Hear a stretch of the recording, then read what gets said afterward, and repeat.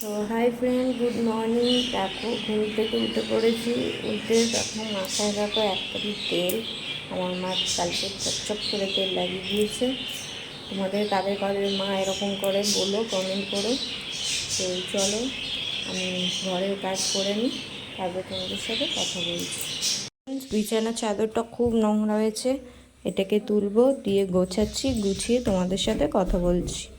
তো ফ্রেন্ড দেখো আমার বিছানা গোছানো হয়ে গেছে। কেমন লাগছে সবাই কমেন্ট করো।